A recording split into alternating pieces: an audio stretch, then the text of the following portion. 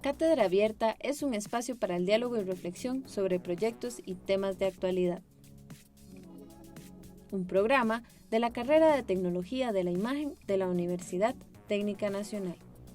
Los comentarios y opiniones emitidos en este espacio son únicamente responsabilidad de quien los emite y no representan la posición de la Universidad Técnica Nacional ni de la carrera de Tecnología de la Imagen.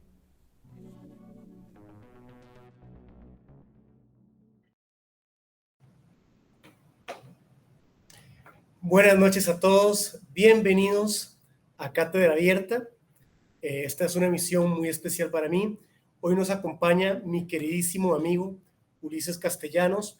Ulises Castellanos es un fotoperiodista mexicano, ha trabajado en diferentes países, ha sido corresponsal en zonas de conflicto, ha sido editor de grandes medios, de medios muy importantes en su país, y bueno, y ha sido el autor de libros que me parecen muy interesantes, que ojalá pudiéramos conseguir acá, como el Manual de Fotoperiodismo, En la Mira, Apuntes de un Editor Fotográfico, y bueno, y también ha sido colaborador de medios como El País Semanal y Paris Match. Ulises, es un honor tenerte aquí con nosotros. Un gusto, de verdad. Al contrario, gracias Juan Pablo por la invitación y siempre me da mucho gusto hablar con los colegas y amigos ticos de por allá de Centroamérica. Excelente, excelente. Yo, antes de que empezáramos a emitir, estábamos comentando un poco y vos me preguntabas por el perfil del público que tenemos hoy. Y yo te decía, bueno, que nosotros aquí en la UTN, en la carrera de Tecnología de la Imagen, pues formamos fotógrafos, pero también formamos fotógrafos que manejen herramientas de video, ¿no? O sea, también formamos lo que conocemos como realizadores audiovisuales. Y creo que en ese sentido, pues, el medio nuestro, el medio del fotoperiodismo, es un medio que está pues viviendo esa hibridación de lenguajes. Sí, por supuesto, por supuesto, por supuesto. Hoy todas las agencias ya han instrumentado entrenamientos generales a nivel global para convertir a los fotógrafos en videorealizadores y a los que solamente hacían video, pues tratar de que hagan foto, pero me parece que haya sido más difícil la transición. Claro, yo recuerdo, bueno, con Ezequiel Becerra, que lo tuvimos en algún momento aquí en, en, en Cátedra Abierta y que vos lo conociste cuando estuviste aquí en Costa Rica. Ezequiel decía mucho eso, ¿no? Que le había tocado hacer esa transferencia, estar por un lado con un pie en la fotografía y otro pie en la parte del video, ¿verdad? Sí, sí, sí, absolutamente. Lo determina el consumo. La gente está consumiendo mucho video y hoy toda la plataforma informativa se está trasladando a los portales. Entonces, aunque se sigue consumiendo fotografía fija, es muy importante el saber hacer clips de video cortos. Resulta complejo y en muchas ocasiones incómodo para una generación de fotógrafos que crecieron con la idea solamente de hacer fotografía fija, pero resulta indispensable hoy combinar las dos cosas. Antes era casi imposible porque tendrías que cambiar de cámara o de equipos. Cuando nosotros trabajábamos con negativo, no podías hacer video. Pero hoy en día las cámaras profesionales te hacen las dos cosas en un cambio de segundos en tus paneles de control. Claro, claro. Ve, en ese sentido, bueno, yo no sé si vos que nos quieras hacer una presentación, pero a mí voy a adelantarme un poco. Eh, el inicio, tu inicio en el fotoperiodismo, a mí me resulta súper interesante, ¿verdad? Porque vos iniciás precisamente, bueno, en la época de la pura fotografía química y pues iniciás en alguna medida a partir de la cobertura de un desastre natural allá en México. Sí, yo arranqué como estudiante, tenía 17 años cuando arranqué como fotógrafo, o mejor dicho, estaba yo estudiando fotografía, en realidad no trabajaba para nadie y fue cuando salí a la calle a hacer fotografía directa, ¿sí? Del terremoto y les voy a platicar de eso en la presentación. Entonces, si quieres pasamos a la presentación y ahí vamos platicando sobre cuáles eran las primeras fotografías de guerra en el mundo. Y resulta que hay unos daguerrotipos de la invasión precisamente estadounidense a nuestro país, iniciada en 1846, que son consideradas las primeras fotografías de guerra del mundo. Y son fotografías tomadas por un soldado, William Philip Schwartz, y son estas 3 fotografías que rescaté de unos archivos aquí en México. Y estos son los soldados norteamericanos en territorio mexicano, en el norte del país. Por supuesto, estamos hablando de 1845, 46, 47, cuando era muy difícil, digamos, hacer fotografía. Estamos hablando de fotógrafos que cargaban grandes equipos y que no podían fotografiar la acción. Tenías que fotografiar como momentos de estabilidad y momentos de espera durante las batallas. No hay fotografías propiamente de batalla, pero sí hay fotografías de los ejércitos o del ejército esperando llegar a algún sitio. Y aquí están, insisto, los soldados norteamericanos ya en nuestro territorio cuando fue la guerra hace muchos años. En aquel entonces, obviamente, ni siquiera había periodistas que estuvieran cubriendo fotográficamente la guerra. A veces había cronistas, a veces había otro tipo de personajes, pero ser fotógrafo era realmente muy complejo, muy caro y muy difícil. Robert Capa decía, todos lo han de saber aquí, que si tus fotografías no son lo suficientemente buenas, no estabas suficientemente cerca. Robert Capa hizo estas 2 fotografías de la derecha, la del soldado español muerto durante la guerra civil en España, y la de abajo, que seguramente todo el mundo conoce, del desembarco en el día D. James Natchway es hoy uno de los fotógrafos de guerra más importantes que hay en el mundo y que ha fotografiado enormes y variados conflictos en el planeta. Les recomiendo la película The War Photographer, donde se ve la historia de este fotógrafo, por lo menos hasta el año 2000, 2001, antes del ataque a las Torres Gemelas. Y de lo que platicábamos al principio, volviendo a México y pensando en cómo se forja una carrera profesional. Bueno, pues efectivamente, yo empecé haciendo fotografía en septiembre de 1985. Esta es una fotografía mía. Estas fotografías no son especialmente buenas, pero consideren que las hizo un chico de 17 años. Y aquí les voy a presentar un video de las fotografías que tomé en aquel entonces, hace más de 37 años.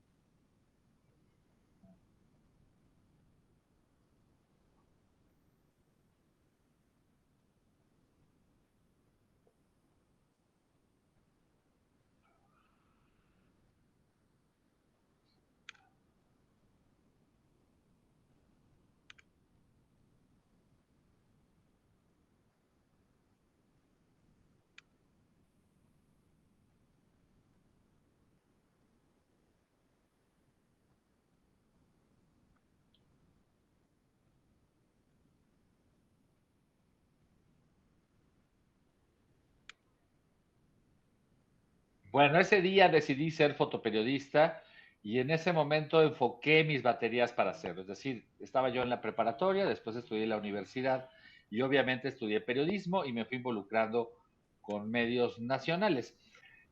Aquí algunas de las fotografías que hice en los Ulises, noventas. pero que te interrumpa, pero yo quisiera Sí. volverme a ese momento. O sea, ¿cómo es que con 17 años, porque esto fue un desastre, ¿no? O sea, las calles deshechas, etcétera. ¿Cómo un chico de 17 años se le ocurre salir con la cámara a fotografiar eso? O sea, ¿te recordás qué pasó por tu cabeza en ese momento? Bueno, mira, recuerdo perfectamente ese día porque vivía, por supuesto, con mi madre y ese terremoto nos despertó a todos a las 7:19 de la mañana. Yo me vestí, yo ya estudiaba fotografía, era estudiante de fotografía y tenía unos meses de estar yendo a la escuela de fotografía, una escuela que se llamaba aquí en México Casa de las Imágenes. Y al salir, la curiosidad era ver qué había pasado. En México, cuando sucedió ese terremoto, se cayó una de las torres de televisión de Televisa, la más importante a nivel nacional. Se desconectó la televisión, se desconectaron los teléfonos, se cayó todo el sistema de comunicación y no te quedaba de otra más que salir a ver qué. Por supuesto, estamos hablando de tener curiosidad. Yo creo que la primera motivación es salir a ver qué había pasado. Aquí a los alrededores, porque sigo viviendo en esta misma colonia, en la colonia del Valle, no había pasado mucho, pero había caos, pánico y mucha gente en la calle. Yo caminé hacia la colonia Roma y empecé a ver la destrucción y te ibas moviendo por rumores, te iba diciendo la gente, aquí o allá hay un edificio, aquí o allá se cayó esto, se cayó lo otro. Y recorrí la ciudad durante 3 días antes de regresar a la casa. Por fortuna tenía rollos. No trabajaba para nadie, entonces mis fotos en ese momento no se publicaron. Pero cuando regresé a casa y después obviamente vivimos este asunto durante meses, era una época en la que importaba ser fotoperiodista y la que importaban los periódicos. Al día siguiente veías los medios y veías las fotografías y te ibas orientando por lo que iban publicando los medios para moverte hacia esos lugares. Pero fue tal el golpe de adrenalina, digamos, que sentí. No me refiero específicamente por el terremoto duró minuto y medio. Estamos hablando del golpe de adrenalina de poder ser testigo de una catástrofe como la que vivimos. Y entonces, ahora lo puedo concientizar mejor, quizá en ese momento no lo hubiera podido explicar así, pero digamos que decidí a partir de ese momento estar presente en la medida de lo posible en todos los sitios donde hubiera algo que contar, donde hubiera un desastre, donde hubiera guerrilla, donde hubiera personajes, donde hubiera algo que simbrara a mi país o a nuestro mundo, ¿no? Entonces fue por eso que de la mano de los estudios, por ejemplo, la fotografía de la izquierda que hice en Cuba es de 1990, estamos hablando 5 años después, no trabajaba. Ahí estaba yo ya colaborando con algunas revistas o cosas muy pequeñas en México, pero decidí ir a uno de los aniversarios de la Revolución Cubana en 1990 porque suponíamos todos que, ya sabes, en algún momento Fidel iba a morir. Aquí debo decir que eso fue en 1990. Fidel murió en 2016, o sea, murió en realidad 26 años después de esta fotografía. Y en esos 26 años yo fui cerca de 25 veces a Cuba. De hecho, estuve en los funerales también de Fidel. Y a lo que voy es que necesitas tener un impulso natural por querer ser parte de la historia, ¿no? La fotografía de la derecha es en el Mundial de Estados Unidos en 1994, cuando perdió la selección mexicana contra Bulgaria en un partido que terminó en penaltis y al final yo hice esta fotografía de la afición mexicana saliendo del estadio con el marcador arriba. La de abajo es el mismo año 94 y es cuando fotografié la guerrilla aquí en el sur del país, en Chiapas, en frontera con Guatemala. Ya trabajaba, en el caso de las fotografías de la derecha, ya trabajaba en ese entonces con la revista Proceso y obviamente viajar se volvía más sencillo. Estamos hablando de una época en la que viajar era parte de ser periodista. Hoy eso Entonces, está, nada más quiero confirmar, ¿se están viendo las fotos en la transmisión? Sí, perfecto. sí, sí, Sí, sí, está todo bien. sí. Entonces, eh, era una época en la que ser fotógrafo era relevante. ¿Sí? Hoy en día, mira, la revista Procesos como la revista Time en español aquí en México, y un amigo mío, un exalumno mío y colega es el editor de fotografía de esa revista en la que yo trabajé más de 12 años. Y hoy actualmente los fotógrafos de esa revista, hoy en el año 2022, no pueden salir ni de la Ciudad de México. Me refiero no por aspectos políticos o aspectos logísticos, sino por dinero. Los medios de comunicación ya no mueven a los fotógrafos fuera de sus bases locales. Es una tragedia porque para los jóvenes que están dedicados hoy, que hoy se quieren dedicar al fotoperiodismo, de alguna manera están condenados a trabajar muy localmente. No significa que no puedan hacer fotografía, pero significa que viajar solo lo pueden hacer en el caso, por ejemplo, de AP. Hay 5 fotógrafos que andan viajando por todo el mundo, pero los otros 2.500 fotógrafos del AP están basados en sus propias ciudades.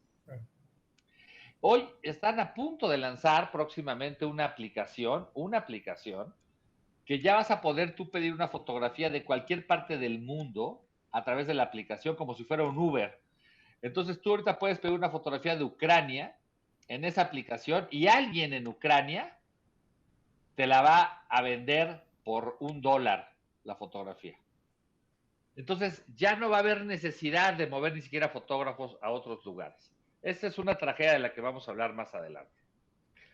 Este fue un trabajo que hice en Sarajevo, en la Guerra de los Balcanes, en el 98. Aquí yo estaba cumpliendo 30 años de edad y yo buscaba, digamos, que los conflictos, ¿no? O sea, yo buscaba, me refiero a que yo me proponía para cubrir los conflictos. Normalmente no te mandan así por motu propio los medios, sino que tú tienes muchas veces que proponerte. Y aquí les voy a presentar un video que resume una década de trabajo de 1994 al año 2004 en las ciudades que están viendo arriba, en unos 10 años de historias de conflictos. Si quieren, vamos a ver este video y con gusto, si hay preguntas o algo, hacemos una pausa para platicar. Claro.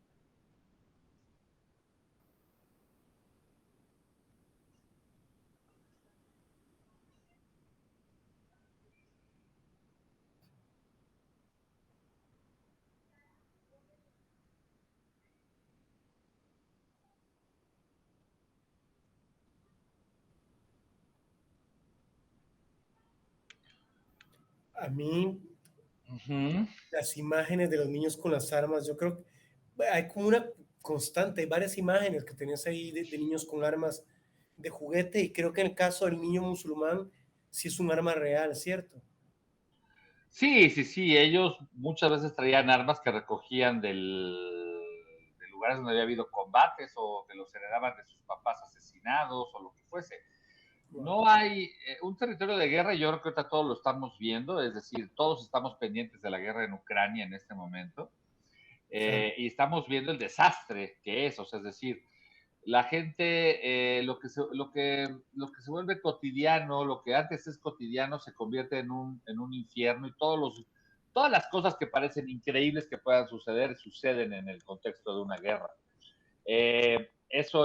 Por eso es tan atractivo ir como fotógrafo a las zonas de conflicto, porque realmente hagas lo que hagas, dispares para donde dispares, vas a tener una buena fotografía. Y ahorita voy a profundizar un poco más en este tema. Aquí les quería poner este dato nada más, porque en 2018, hace 4 años, doné 104,000 negativos de todo mi trabajo que hice de manera analógica a la Fototeca Nacional aquí en México, que resguarda, 104,000 digamos, negativos. sí, sí, Wow. todo lo que hice, de hecho, con negativo antes de la era digital. Eh, Porque la Fototeca Nacional en este país y básicamente en todos no archivan fotografía digital, no almacenan fotografía digital, no almacenan tampoco diapositiva. Básicamente las fototecas se manejan exclusivamente con negativo y especialmente de blanco y negro y en alguna proporción de color. Con estos 104,000 negativos, la Fototeca Nacional llegó al primer millón de negativos. La fototeca en nuestro país alberga cerca de ya más de 1 millón de negativos de distintos fotógrafos mexicanos, empezando por los hermanos Casasola, que fotografiaron la Revolución Mexicana, y pasando por muchos otros autores. Y algunos fotógrafos en vida hemos donado el material a la Fototeca Nacional. Eh, para los que están empezando a hacer fotoperiodismo, ¿qué significa hacer fotoperiodismo? ¿Qué es fotoperiodismo? Es una actividad fundamentalmente informativa de crónica social y de memoria histórica. Para Giselle Freud, la fotografía es un medio que llega a las masas y ayuda a entender la realidad. Obviamente estamos hablando de un momento previo a las redes sociales, ¿sí? Estamos hablando de que el fotoperiodismo era el canal visual entre los hechos y la gente que está en su casa siendo, digamos, testigo lejano de cualquier conflicto, cualquier historia del mundo. El fotoperiodismo debe ser fundamentalmente, eso no ha cambiado, debe ser informativo, debe ser de actualidad, de un hecho noticioso, de relevancia, ya sea social, político o económico. Eso lo dice Baeza, Pepe Baeza, quien era editor de fotografía en un periódico en Barcelona. Pepe Baeza también menciona que el fotoperiodismo es un recurso dentro de la producción periodística que ayuda a romper la monotonía del texto. Hoy podríamos agregar ahí el video. Hoy Claro. podríamos decir que el video rompe la monotonía del texto y de la fotografía fija también, porque permite convencer al lector de que lo que está leyendo, lo que está viendo, sucedió. Tomando en cuenta estas definiciones, el fotoperiodismo es una actividad informativa que documenta gráficamente historias de acontecimientos de interés social. Ahora, ¿qué pasa en tiempos de redes? Hoy en día los géneros periodísticos están mezclados y de hecho, hace unas horas se anunció la fotografía del año en el WordPress Photo, pero más allá de eso, no sé si estuvieron pendientes de los premios de este año del WordPress Photo, pero acaba de haber un cambio fundamental. Claro. Se cambiaron por completo las categorías. Ahora solo hay 4 categorías en el WordPress Photo y además ahora se compite regionalmente. Hay 6 regiones en las que ahora vamos a competir. Fíjate, vamos a competir Norteamérica y Centroamérica en una sola región. Eso los abarca a ustedes. Y a partir de Colombia para abajo es la parte de Sudamérica. Entonces, en América vamos a tener 2 regiones en el WordPress Photo, donde va a haber ganadores de primer lugar, pero ya no van a competir los fotógrafos de aquí con los fotógrafos que están ahorita en Ucrania. Ya hay regiones en Europa, en Asia, en África, que van a tener su propio contexto de competencia. Ese es un cambio fundamental que estamos viviendo en este momento. Eso me pareció súper interesante, me pareció súper válido además. ¿Vos cómo lo ves ese cambio en el WordPress Photo? Mira, es un cambio que era necesario ya incluso hace algunos años.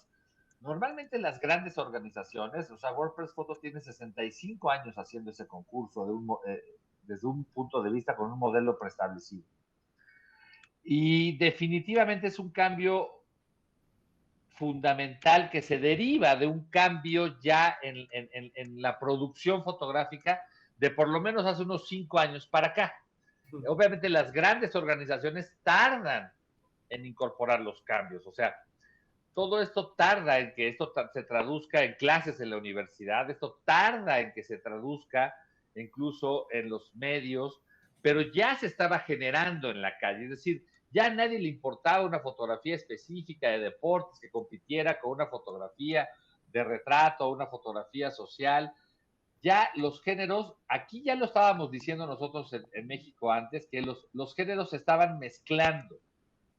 A mí lo que más me sorprendió de los cambios de WordPress Photo en este año es que hayan incorporado en en la cuarta categoría, el formato libre, Claro. que incluye intervención de cualquier tipo, ya sea Photoshop, ya sea picada la fotografía con tijeras, hagas lo que hagas, hay una categoría sin límites.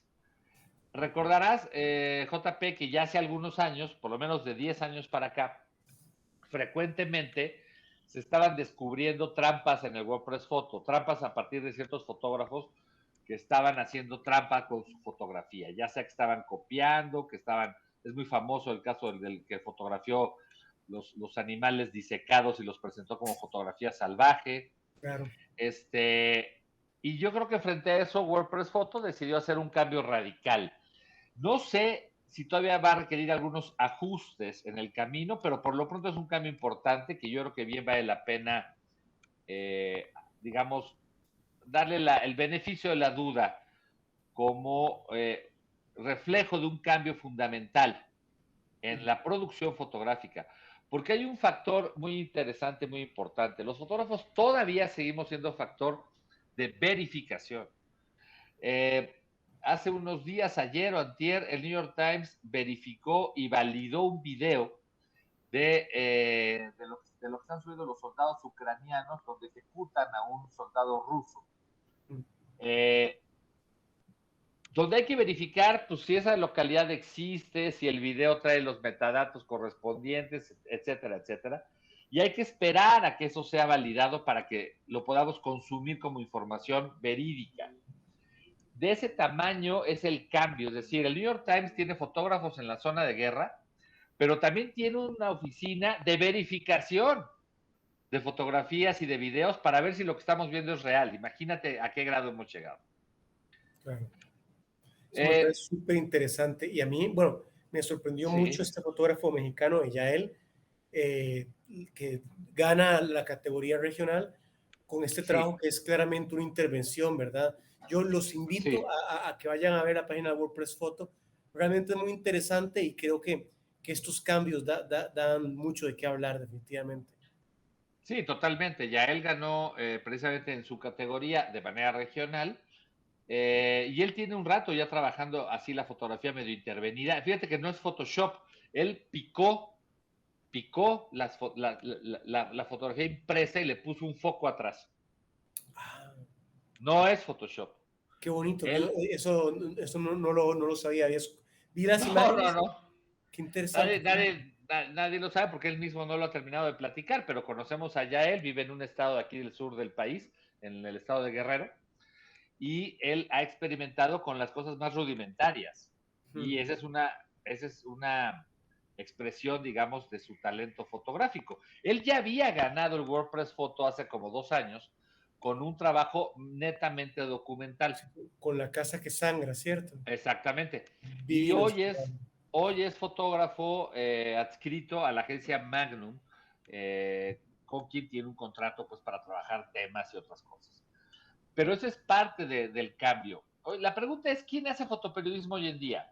Pues hoy cualquier persona puede tomar fotografías y guardar un recuerdo, documentarlo, pero para que un fotógrafo pueda tener una imagen con contenido periodístico, que tenga sintaxis, que sea profesional, tiene que ser un profesional y tiene que tener una carga de veracidad. Es decir, solo un profesional puede hacer fotografía profesional, eso es la realidad. Ahorita vamos a ver las fotografías de Bucha, de lo que pasó en Ucrania, y cómo Rusia está poniendo en entredicho la producción de esas fotografías, lo cual, desde mi punto de vista, por supuesto, es falso. Las fotografías son reales y lo que está pasando en Ucrania es real. Pero hoy es fácil cuestionar hasta lo real, Claro. porque ya la gente no cree en nada.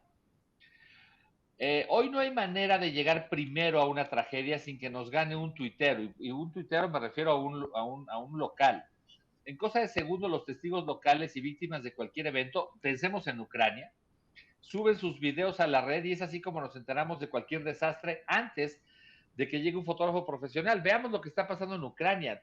El 80% de lo que estamos consumiendo en los medios viene generado ya sea por habitantes de las ciudades, por los soldados ucranianos, porque está claro que los soldados rusos no llevaron sus teléfonos, y luego tardíamente por fotógrafos profesionales. Esa es más o menos la escala. Estas son fotografías, por ejemplo, todas tomadas por aficionados. A la izquierda tenemos el ataque terrorista en Barcelona, arriba a la derecha la caída de un avión, donde pues apenas sales del avión, sobrevives, te volteas y tomas una foto. Y abajo una explosión en México de unos ductos de petróleo y de gasolina que fue tomados por la gente del pueblo. Entonces, los periodistas nos enfrentamos hoy a un volumen de información inabarcable. Hoy realmente uno de los nuevos trabajos que se necesitan en las redacciones es un filtrador de noticias. Ahorra mucho tiempo al trabajo, al medio de comunicación para no caer en fake news. Y frente a la enorme capacidad de producción de las redes sociales, pues obviamente poder equilibrar la demanda de inmediatez para no caer en mentiras, ¿no? La ventaja de las redes sociales en términos informativos es la siguiente. Tienes cobertura de información en tiempo real, check. Información desde cualquier punto del mundo mientras haya internet. Posibilidad de añadir localización, obvio, indexar fotografías, monitorear cuentas, y el ciudadano puede informar, denunciar y criticar. Se recupera una especie de función de contrapoder, pero aquí tenemos, por ejemplo, hace apenas unos meses, cuando se fue a Estados Unidos de Afganistán, pues esta fotografía que me parece maravillosa y está tomada levantada por Reuters, pero está tomada de un video de la gente en la calle. Ajá. No es un videógrafo de Reuters, sino que las agencias están tomando los trabajos de la gente que tiene un teléfono. Obviamente aquí en México hay otros casos, accidentes viales con un dron, el deslave de una casa, todas son fotografías de gente común y corriente. Se inunda un hospital y ¿quién mejor que una enfermera para tomar las fotografías de la inundación del hospital?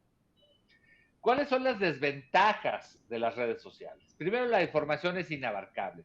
Segundo, se mueve mucho, 100% con anonimato. Por lo tanto, no puedes verificar lo que estás viendo. Falta de credibilidad en las fuentes, totalmente. Falta de tiempo para contrastar, pues sí, porque mientras tú buscas verificar, ya la fotografía lleva 1 millón de vistas y cuando tú estás en un medio de comunicación sientes que te estás perdiendo de algo. Sin embargo, tienen una falta de rigor periodístico e imposibilitan la herramienta de profundizar, se pierden valores añadidos que solo da el periodismo y, por supuesto, no hay tiempo ni espacio para cada noticia. Además, la saturación visual que estamos padeciendo reduce el tiempo de contemplación. No terminas de ver una fotografía cuando ya tienes que ver otra. Ahí está Instagram. No hay manera de ganarles en tiempo y oportunidad a los usuarios de redes. Esto nos lleva a reflexionar sobre lo siguiente. Antes, nuestra tarea como fotógrafos era decir, así fue. Yo fui a Sarajevo y así fue. Hoy se trata de verificar. Hoy si vas a Ucrania, tienes que decir, así lo vi. Claro. Y estas son sus historias, la de la gente. Francisco Mata sostiene que hoy es urgente tener más editores en los medios que fotógrafos en los medios. Ese es el cambio de paradigma. No se trata ya de denunciar los horrores de la vida, sino de conocer los hechos a través del relato, ahora sí, imagen, audio y video. Levantar historias y construir narrativa que genere interés en la gente. Por eso los fotoperiodistas deben multiplicar hoy sus habilidades narrativas. Deben incorporar video y la capacidad de síntesis también para saber escribir y hacerlo rápido, preciso y breve. Y obviamente presentarles a su audiencia con una imagen que sea un ancla. Pero hoy estamos mejor informados que antes, pues al parecer no. En 1967, estas son las fotografías de cuando asesinaron al Che en Bolivia. Si tú le pones en Google muerte del Che Guevara, esto es lo que te aparece. Pero si pones muerte de Bin Laden, que sucedió apenas en 2011, te aparecen puras fake news. Eso es lo que estamos consumiendo. Claro. Nunca en toda la historia de la fotografía se había producido tanta y tan mala foto. Y vivimos una era de analfabetismo visual dominante donde todo mundo opina sobre la fotografía. Entonces, el fotoperiodismo debe volver a su esencia a partir de la veracidad. Si Robert Capa hizo esto en la Segunda Guerra Mundial, si Nick Wood hizo esto en la Guerra de Vietnam, si hoy estamos viendo esto en Ucrania,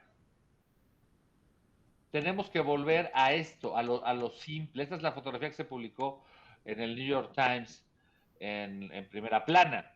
Y estas son las fotografías más recientes de Bucha, que son un verdadero desastre, ¿verdad? O sea, y hoy sí, además, los medios occidentales presentan, por supuesto, sin ningún tipo de censura, la muerte de los civiles en la calle, porque por supuesto es una tragedia. Porque por supuesto es una tragedia. Y hoy el WordPress Photo premia estas fotografías.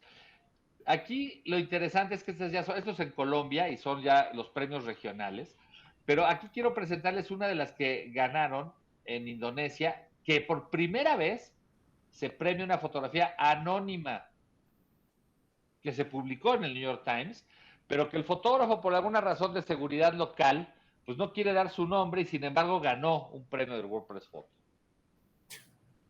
Hoy estamos frente a el dilema es la inmediatez frente a la precisión, pero es un falso dilema. Siempre tenemos que ser precisos aunque perdamos unos minutos.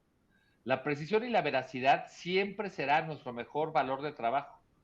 Nadie recuerda al primero que subió una fotografía, sino la fotografía que es verdadera. Yo los invito a transitar estos códigos cerrados en los que crecimos mi generación, foto fija, blanco y negro, a códigos abiertos, incorporando estética, puntos de vista, audio, video, foto fija, para saber contar historias que conecten con la gente, que toquen emociones y que al mismo tiempo dimensionen la tragedia desde un punto de vista más humano. Obviamente la idea es superar esto es al esto vi. Es decir, te lo cuento para compartir y además crear interactividad, que hoy es muy importante, es una premisa hoy de horizontalidad de las redes sociales, es una comunicación nueva de ida y vuelta, totalmente transversal, en donde si bien todo se vale, no todo funciona. Hoy debemos multiplicar los canales de comunicación, desde medios tradicionales hasta nuevas plataformas. Hoy los fotógrafos deben de tener todas las redes a su disposición, además de lo que le hagan para plataformas convencionales. Por supuesto para hacerlo bien, pero también para aprovechar la penetración de las redes sociales y generar sus propias audiencias. Hoy en día el periodista profesional y el ciudadano usamos prácticamente las mismas herramientas. Cualquier ciudadano, ahí están los ucranianos, pueden hoy desde su zona de desastre, les cae una bomba y en 2 segundos podemos ver las fotos. Entonces, ¿qué hacemos? No es sencillo, pero hay un camino, el profesionalismo, el ojo educado, la pluma, la edición, el talento para jerarquizar. Existen soluciones y herramientas. El tema es conocerlas y aplicarlas. Me parece que se está gestando una nueva manera de comunicar y un nuevo entorno para su difusión. Habrá que ver qué pasa, qué sucede, y pues ya, Yo estoy sometido a sus preguntas y a que me digan ustedes cómo lo ven. Me gusta mucho esto porque creo que, bueno, que conecta mucho con esta idea que dice Foncuberta, donde él pues piensa más en fotografía artística, pero habla más en el fotógrafo como un prescriptor de sentidos y no como un creador de imágenes. Creo, lo que te estoy entendiendo es que esa premisa termina siendo válida en el fotoperiodismo también, ¿no? O sea, hoy por hoy es más importante es el cómo lo vi y el cómo te cuento esta historia y qué es lo que yo considero que es importante que el hecho en sí mismo, o sea, o a partir del hecho, pues esta visión personal. Es que hubo una época en el que el solo hecho de estar allí era importante. Hoy ya no. Claro. Voy a ponerte un caso como el que tú y yo compartimos con lo que va a ser tu futuro libro de Del arca. Babel, del Arca de Babel. Yo conocí primero tus fotografías, así nos conocimos, más o menos. Viajamos con un grupo de alumnos a Costa Rica para conocerte, para conocer tu hermoso país, para hacer fotografía, y tú amablemente nos llevaste un día al sitio del barco. No hay una fotografía de los alumnos, espero que no me estén escuchando, Por que ahí te anda Roselena de compita, Tampico. que te compita con lo que tú hiciste. Porque no importa estar allí, ya no importa estar ahí. Si no importa cómo lo cuentas. Ahora, claro, tú tienes meses trabajando eso o trabajaste meses eso. Y si te das cuenta, ese es un valor agregado. Si tú trabajas meses y a profundidad de un tema, pues ya no importa si pasa alguien, si paso yo, si pasa otra persona y toma una foto del barco. Ese es un ejemplo perfecto de cómo un trabajo profesional sube de nivel y que ya da lo mismo si hay otros fotógrafos en la zona. Hace 50 o 70, 80 años, con solo estar allí era suficiente. Hoy ya no. Los trabajos que destaquen ahora de Ucrania, que se deben estar, ahí está Ron Javiv, ahí están grandes fotógrafos ahorita. Nashue está en Ucrania, me di cuenta en estos días. Ajá. Vamos a ver su trabajo quizá en un libro más adelante, no en las redes sociales, de lo que vieron ellos.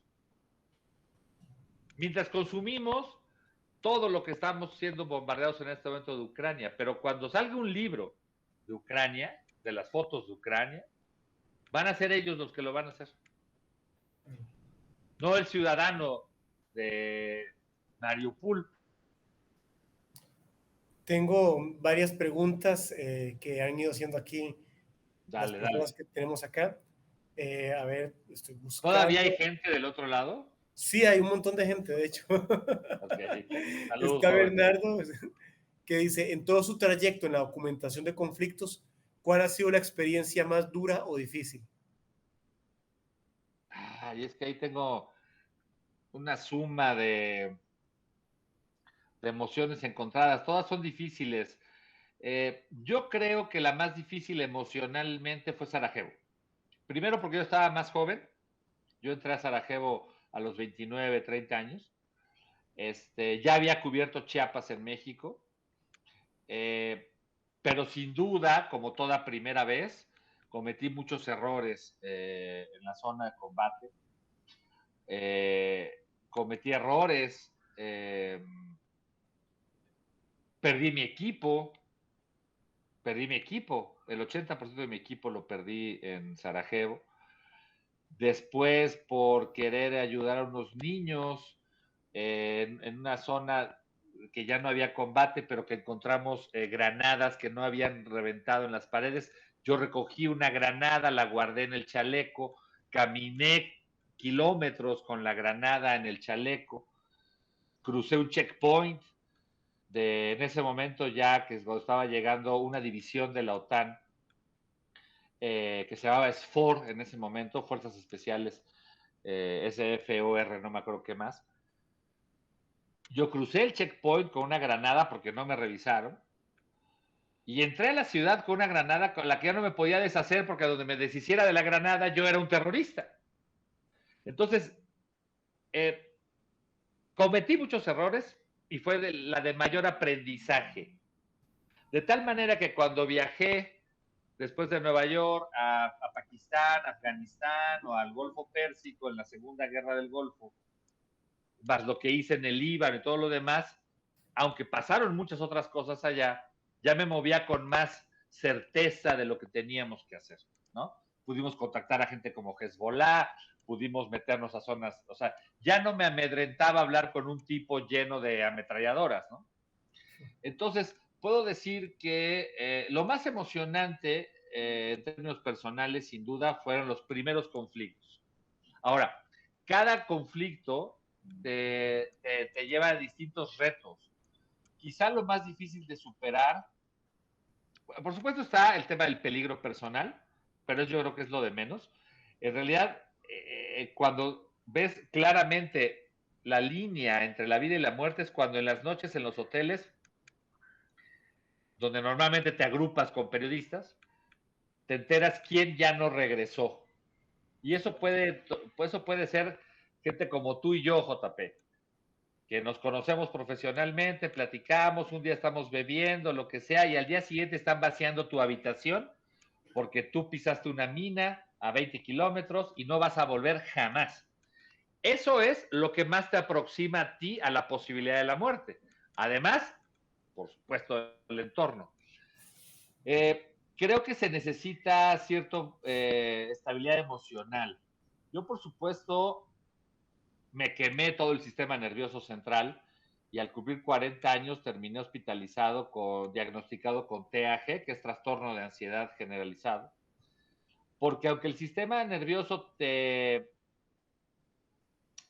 colabora contigo para enfrentar ciertas cosas, hay un daño permanente. Y en algún momento cuando estás relajado, eso me pasó en México, estando ya en México, relajado, tranquilo, viendo una serie de televisión norteamericana, empecé a tener palpitaciones, sudoración, nerviosismo, me levanté de la cama, dije, me va a dar un infarto, y dije, qué buena está esta serie.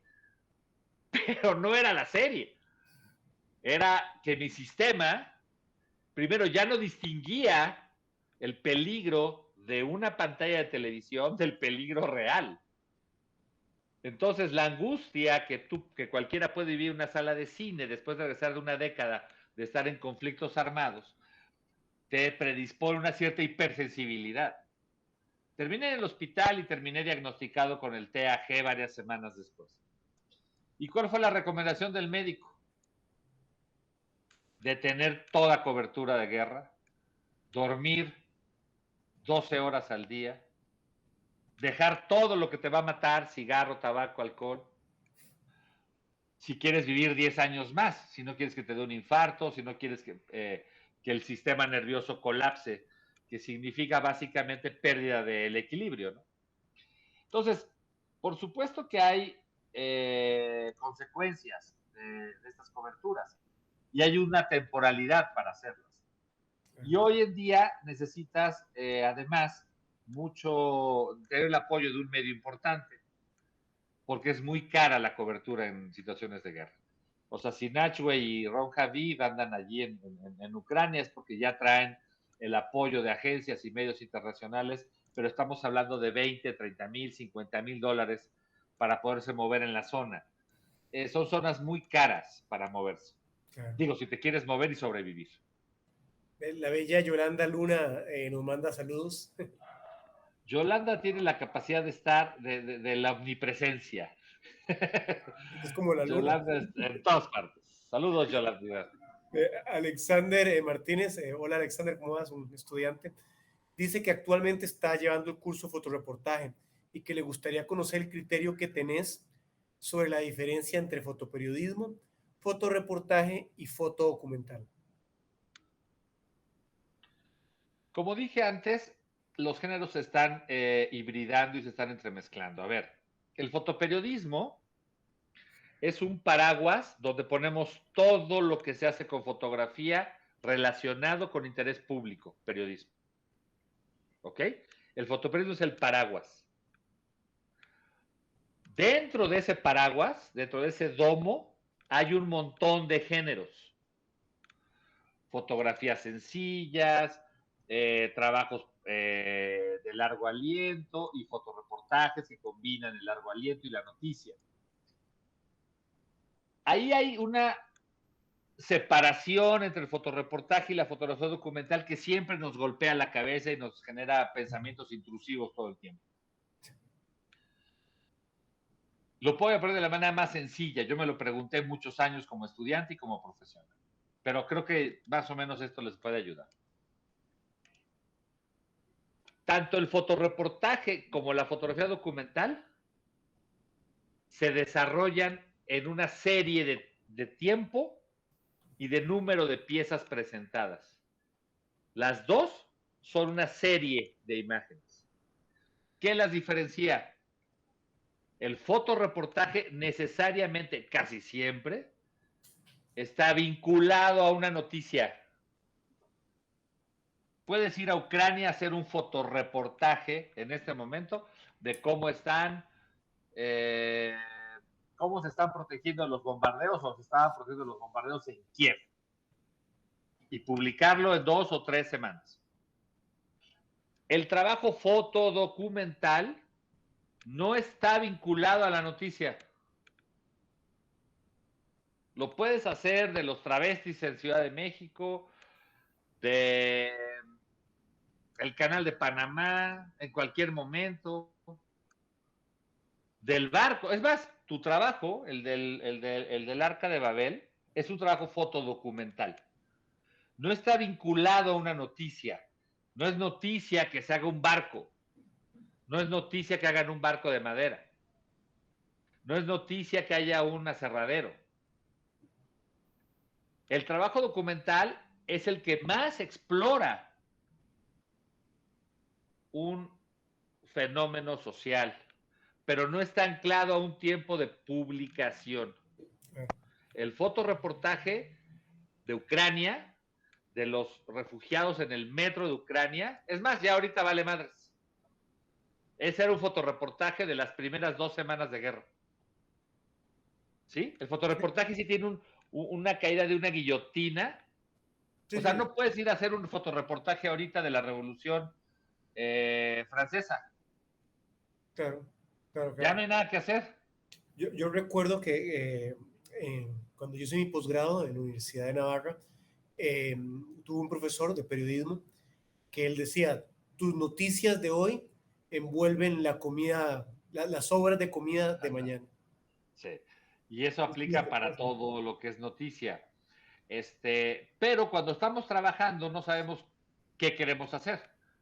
Ahora, si tú vas para un medio informativo, obvio, una foto de hoy se manda a tu redacción y se publica. ¿Quieres hacer un fotoreportaje, un reportaje? Tómate 2, 3 días porque requieres tomar varios aspectos, personajes, moverte, requiere tiempo, pero también tienes un tiempo para presentarlo. El trabajo documental, puedes hacer un trabajo documental. Puede haber alguien que ahorita esté pensando en un trabajo documental de Ucrania a 10 años y empezar a fotografiar ahorita un plan de reconstrucción. Y fotografiar ahorita nada más, nada más. Fíjate lo que... Fotografiar nada más. La destrucción arquitectónica de las ciudades emblemáticas de Ucrania y volver cada año durante 10 años para ver cómo se reconstruye Ucrania. Ese es un trabajo documental que no va a ver la luz hasta el 2032. Claro, claro, claro, claro. De más comentarios. Marco Retana pregunta, ¿qué tipo de equipo lleva un fotógrafo en un conflicto armado? ¿Cuántos y cuáles lentes, etcétera? Dice, me imagino que no se podrá cargar mucho peso, ¿o sí? Mira, no me gusta acotar el aspecto técnico de quien quiera viajar a conflictos de guerra, pero hago unas recomendaciones que vale la pena. Sí, es obvio que entre más liviano sea el equipo es mejor. ¿Sí? Solo cuando tienes 20 años puedes correr con 40 kilos de peso y una casa de campaña, donde te vas a quedar a dormir. Eso ya no se puede hacer después de los 30 años. La propia compactación de la fotografía, de los equipos fotográficos, ha agilizado a los fotógrafos, ¿sí? Las fotos que les presenté de 1847, más las que se conocen de Crimea, de ese siglo, más las que se conocen de la Revolución Mexicana o de la Revolución Rusa, son fotografías hechas con equipos muy pesados. Solo podías hacer una foto y ya. Y luego revelar, imagínate. Claro, revelando además. Hoy en día, caray, puedes irte con esto si quieres. Los lentes de estos equipos ya son muy buenos. Claro que tienen limitaciones.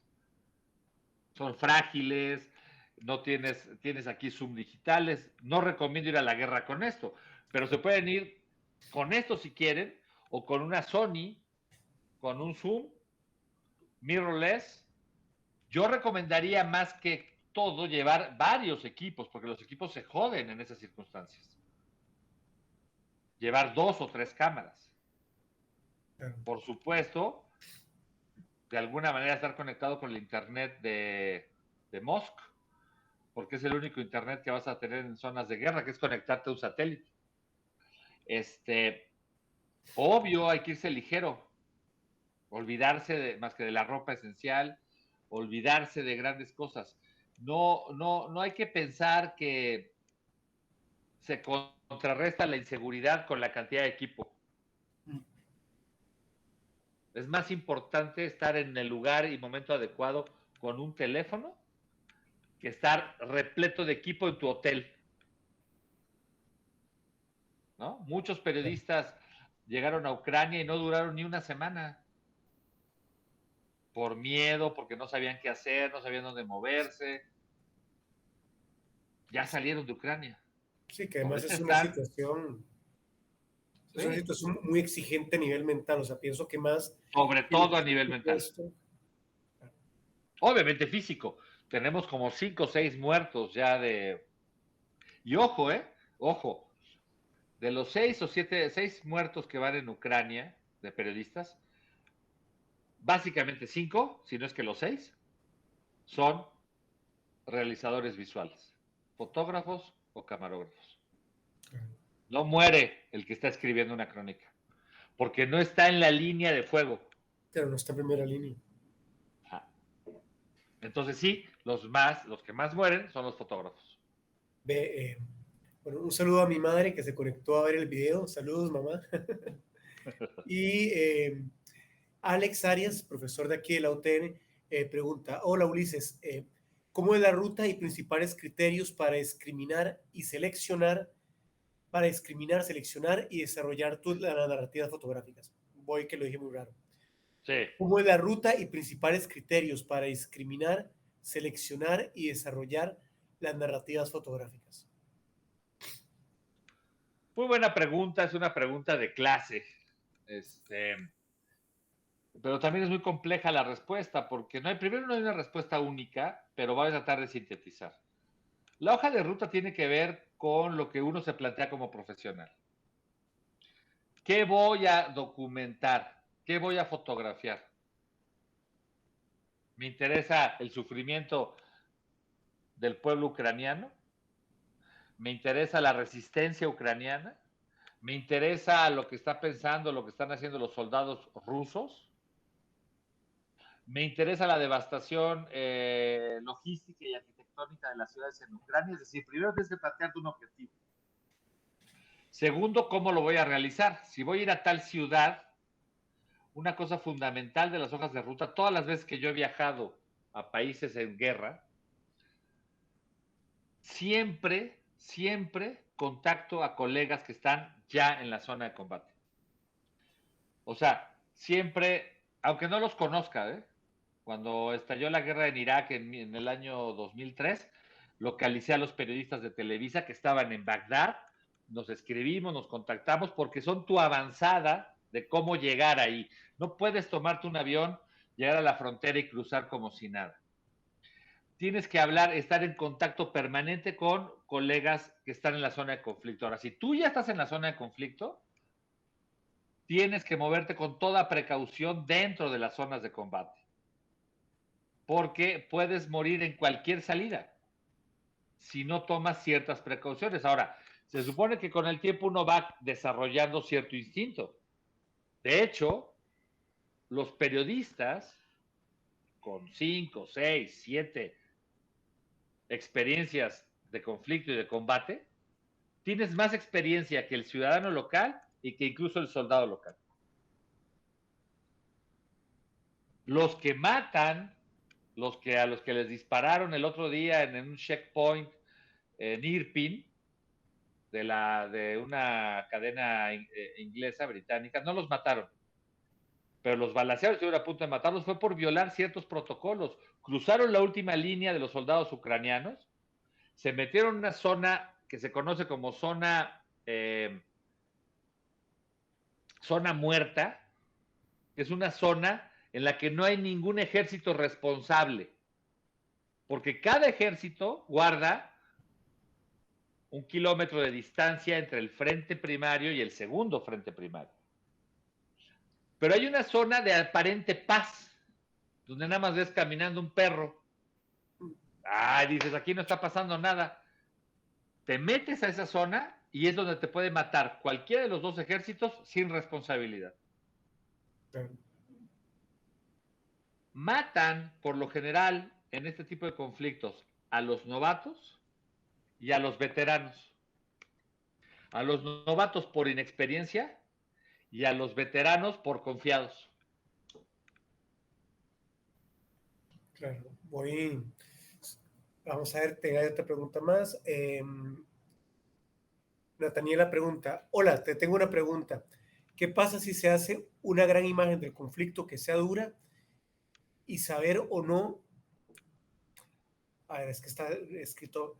¿Qué pasa si se hace una gran imagen del conflicto que sea dura y saber si mostrarla o no al público en temas de ética? O sea, ¿cómo sabes si la mostras o no? Es una pregunta como clásica esta, ¿verdad? Es una clásica de esta generación, ¿eh? Eso jamás nos lo hemos preguntado en el Golfo Pérsico. Pero eso solo se lo pregunta a alguien que quiere trabajar en una ONG, no que quiere ser periodista.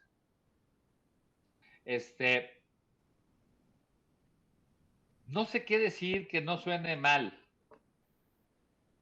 pero pongo el ejemplo de las fotos de Busha.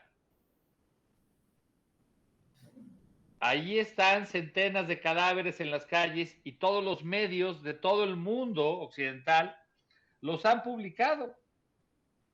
Se les olvidó la ética. ¿Por qué? Porque es dramático ver civiles en su bicicleta muertos en la calle. Pero no le preguntaste a la familia de ese pobre hombre en Ucrania si te daba permiso. Pues no le preguntamos. Pero si le tuviéramos que preguntar a cada persona que fotografiase una zona de conflicto, de guerra, nadie te daría permiso.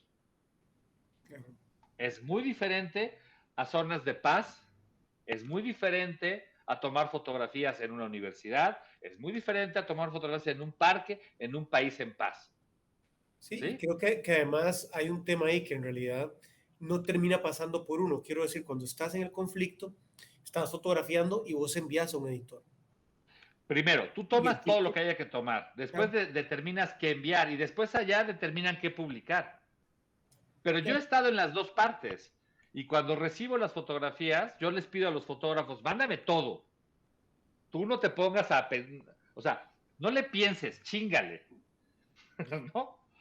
O sea, manda todo y acá le pensamos. Claro.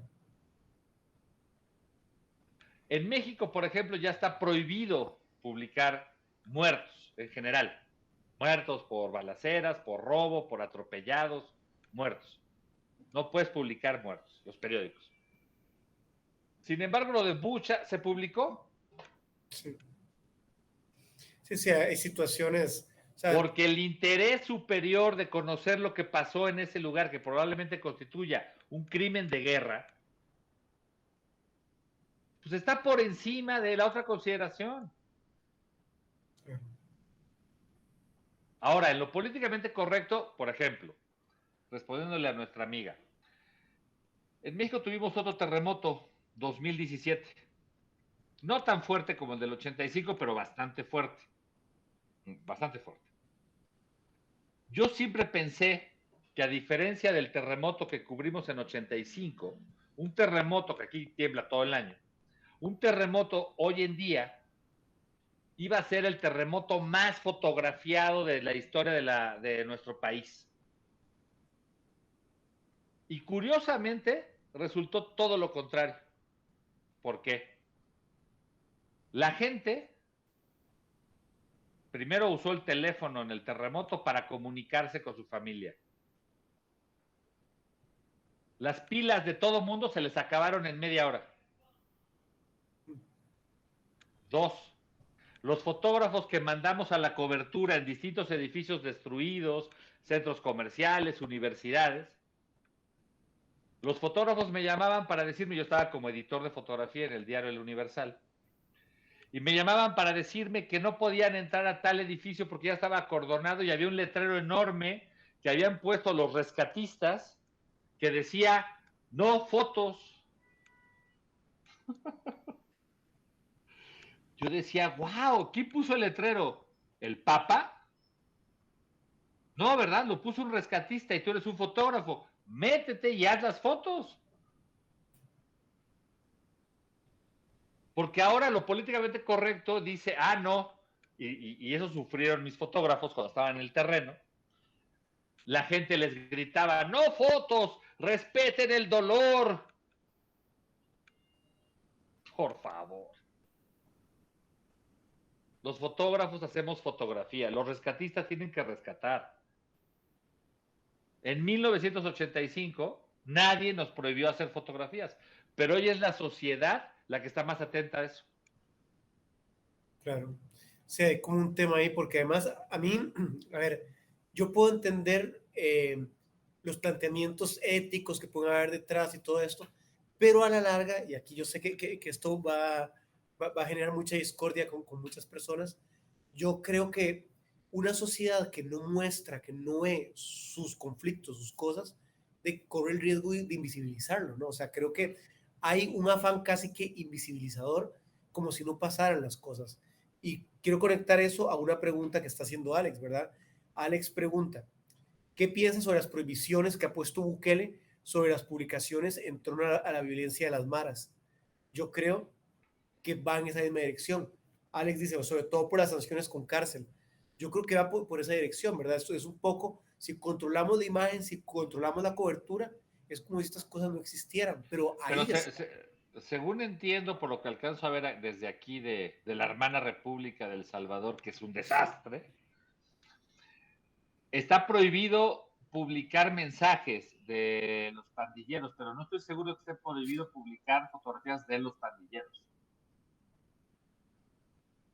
Según yo, está prohibido reproducir mensajes o hablar en el lenguaje de las pandillas, no sé lo que significa eso.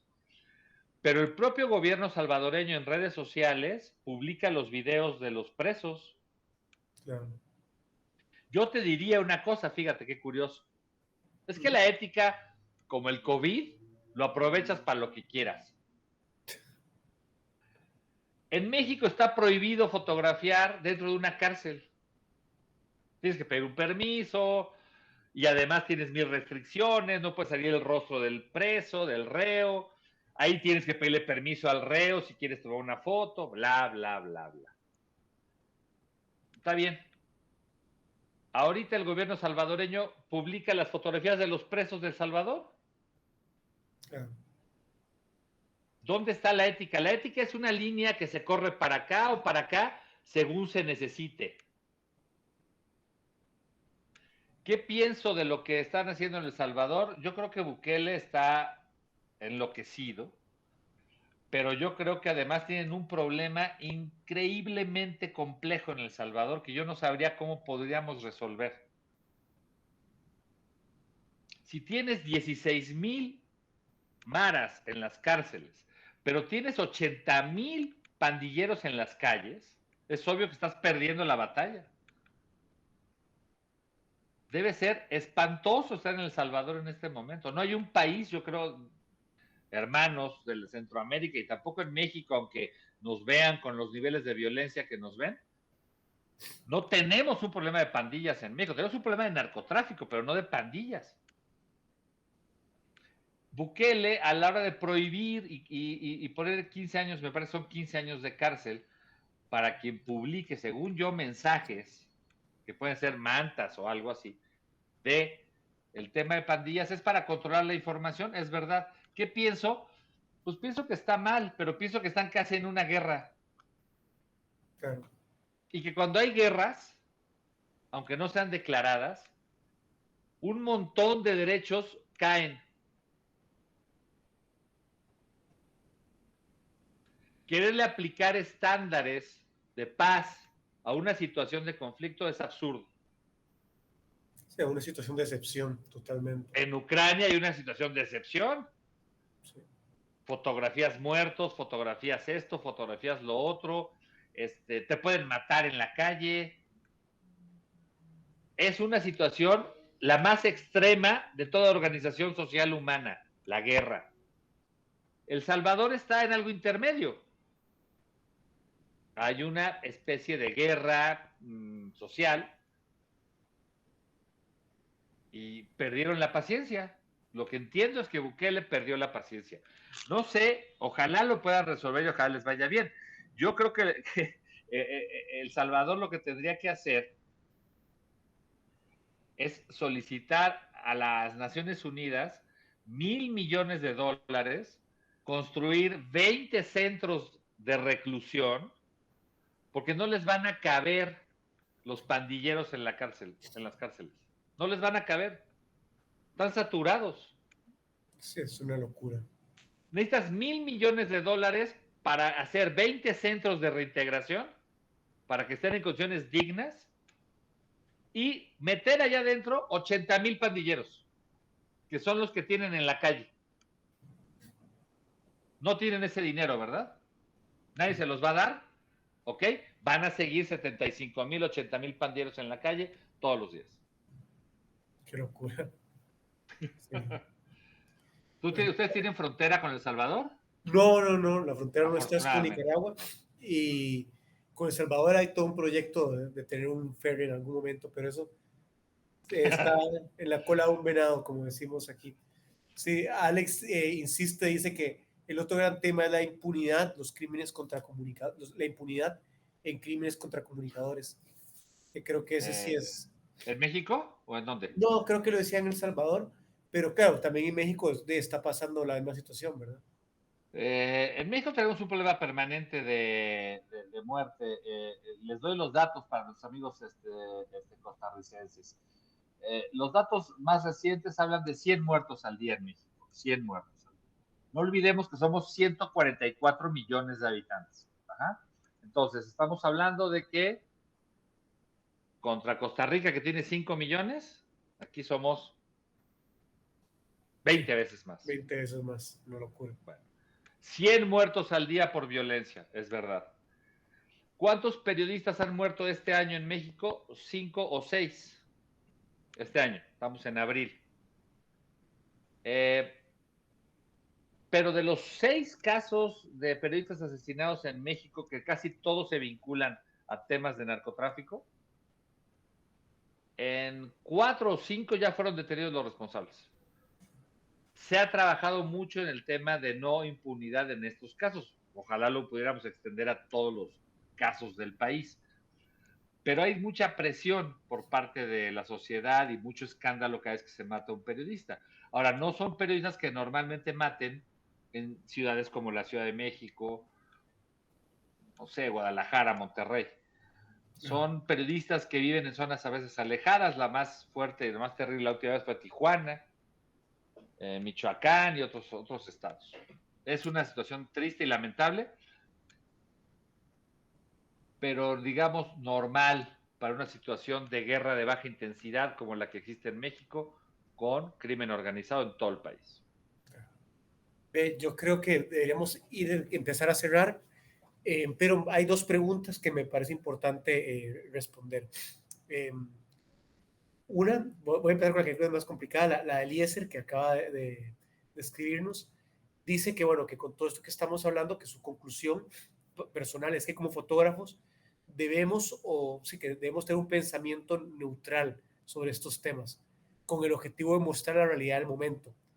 Me gustaría conocer tu opinión. Yo quiero opinar también sobre eso. Te respondo rápido, no es posible la neutralidad. No es posible. No somos robots, no somos,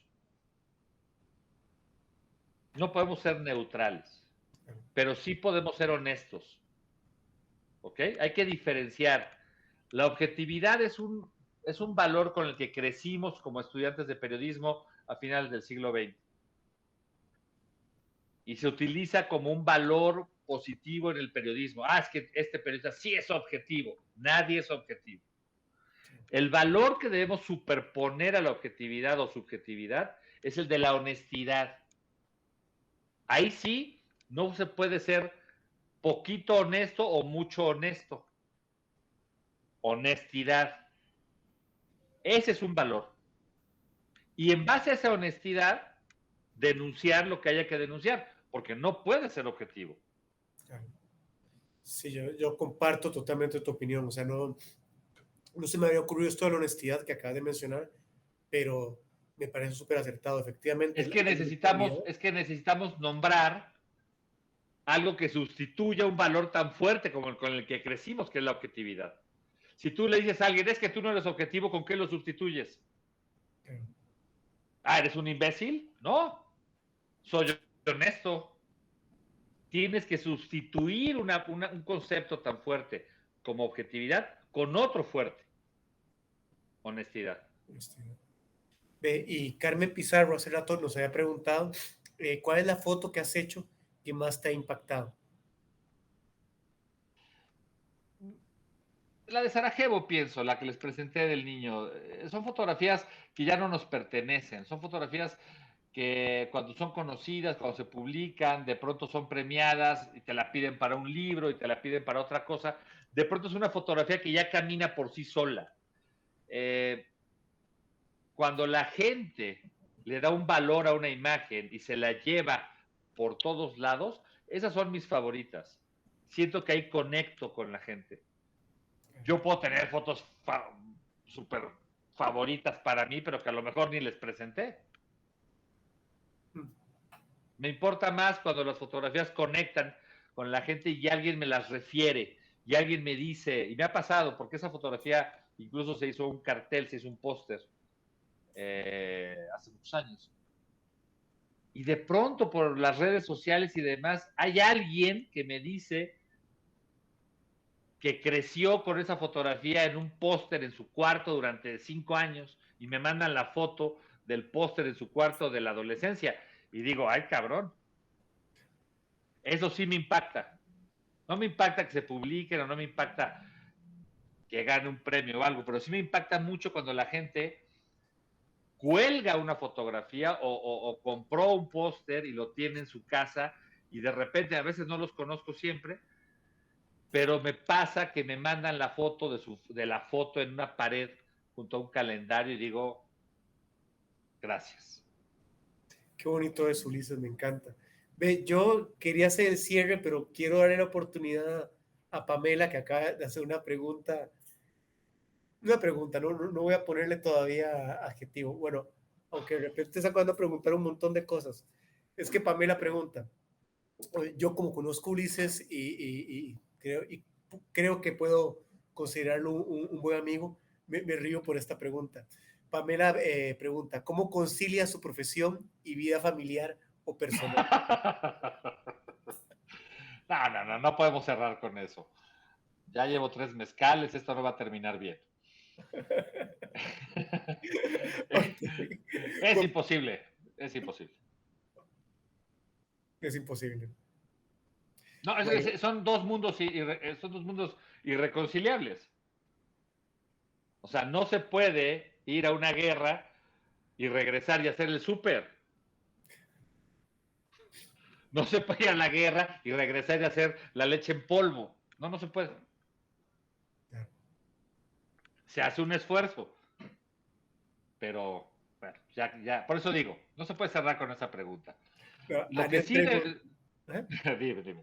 No, no, de sí, No, no, no. aquí hay Es más que, preguntas. nada más quiero cerrar, pero con algo que tiene que ver con Ok, algo más académico, que es nuestro curso en mayo, tu curso que vas a dar con nosotros en Zona Cero, para que los alumnos que están aquí o de otros lados sepan que vas a dar un curso en línea con nosotros en México. Pero ajá, bueno, sigue.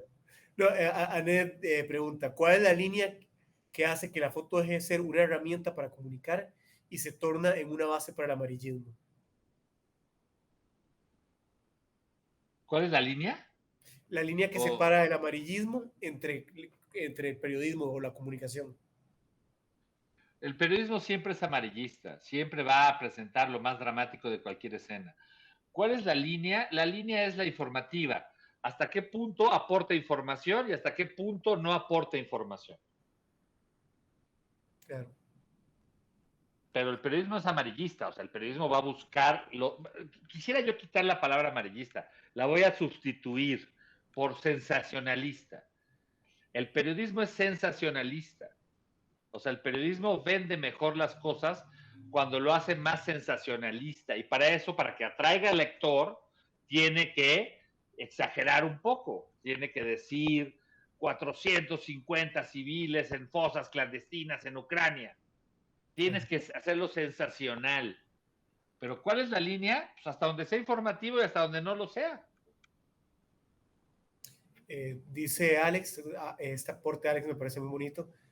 Cuando las imágenes toman, cita a Didi Hoberman, cuando las imágenes toman posición, un punto de vista, una responsabilidad del autor. Cuando toman posición, Sí, que cuando las imágenes toman posición, el punto de vista es una responsabilidad del autor. siempre es responsabilidad del autor el punto de vista, la posición que uno tenga política, siempre, siempre, siempre, siempre, siempre. La única cámara que va a tomar fotografías sin posicionamiento es la que sacó Kodak o no me acuerdo cuál, que ya la pones en un centro de mesa de una boda y se pone a tomar fotografías siguiendo el rostro. Sí. Ya hay cámaras robotizadas. Fuera de eso, todos los demás tomamos posición. Bueno, yo creo que con esto cerramos las preguntas y cosas. Eh, No, yo creo pues que yo ese quiero es el agradecer. cierre. Yo quiero agradecer. Yo además quiero hacer un anuncio parroquial. En Zona Cero, métanse a zonaceromexico.com. JP va a dar un taller de cómo hacer dinero con la fotografía, que es muy importante. Yo sé que a JP lo tienen en Costa Rica, pero a lo mejor hay gente que está en San José o está en otras ciudades. Pero el caso está que él les puede dar más información. Yo nada más les digo, 6 sesiones en mayo y junio para un pequeño taller que diseñó JP que vamos a dar, bueno, lo va a dar desde Costa Rica, pero es una audiencia global. Tenemos gente de Australia, de México y de España que van a participar como alumnos de ese taller. Y si alguien aquí quiere saber cómo hacer dinero y no se los ha dicho JP, JP se los va a decir a través de un taller en zonaceromexico.com. Cualquier cosa, JP, les puedes pasar mi WhatsApp o tú concentras la información en tu WhatsApp y cualquier cosa, pues te das órdenes bajo cualquier circunstancia, donde quiera que estén. Y si vienen a México, por favor, JP ya estuvo aquí y ya sabe que es mejor tener un guía mexicano que no tener un guía mexicano. Sí. eh, no, más bien, Ulises, muchas gracias bueno, por estar aquí. Muchas gracias por invitarme a dar un taller en Zona Cero. Ya que lo mencionaste, para los que nos están siguiendo, Zona Cero punto MX, ¿verdad? Es una Es plataforma, zonaceromexico.com. perdón, zonaceromexico.com es una Ok. plataforma pues de cursos, también de experiencias que tienen que ver con la fotografía. Y bueno, ahí tuve la suerte de que Ulises me invitara a participar y pues vamos a Bueno, y lograr llevamos a una docena de alumnos a Costa Rica en de que esa diciembre experiencia. y nos vamos a Nueva York en agosto. Y nos vamos a Nueva York en agosto. Sí. ¿Sí? Eso Bueno, va a estar increíble. Bueno, pues muchas gracias a ti también por la invitación y espero no haberlos aburrido, chicas, chicos. no, no, Ulises, Este, siempre es fascinante, es interesantísimo y yo realmente creo que hablo en nombre de todos los que han estado conectados. Bueno, aquí Bernardo dice que muchas gracias, que estuvo súper provechoso. eh, Muchas gracias, dice Alex, gracias, dice Pamela. Carmen dice que muy interesante. Bueno, es decir, yo creo que este es un tema que sobre todo a nosotros por nuestra posición geopolítica nos parece muy interesante porque es un poco alejado, ¿no? Y bueno, realmente estamos muy, muy agradecidos con vos y toda la información Hoy, que... hoy, hoy tuvieron una gran noticia mundial, hoy se derrapó, se cayó un avión de DHL allí en San José. Sí, sí, sí, sí, mira, no lo había pensado. Eso fue noticia a nivel Se mundial. partió. Sí, claro, Sí. estamos todos pendientes de eso. Sí, sí, sí, sí, sí, sí, sí.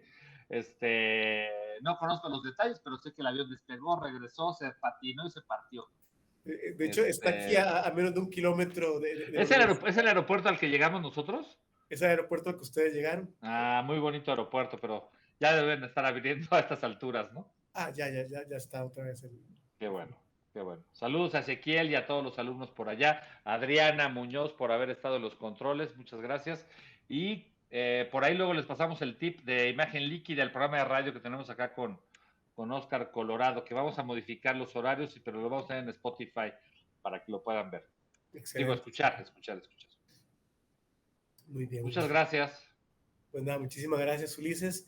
Muchas gracias a todos por habernos acompañado. Y pues nada, esperemos el próximo cuatrimestre. Ya estamos planificando algunos cambios en cátedra. Y bueno, van a sorprenderse varias cosillas que vamos a empezar a implementar. Empezando porque vamos a transmitir de ahora en adelante desde la universidad, ahora que nos dieron permiso de volver a usarlo. Entonces, ahí estén atentos, por favor. Chao, chao. Muy bien, me desconecto entonces, gracias.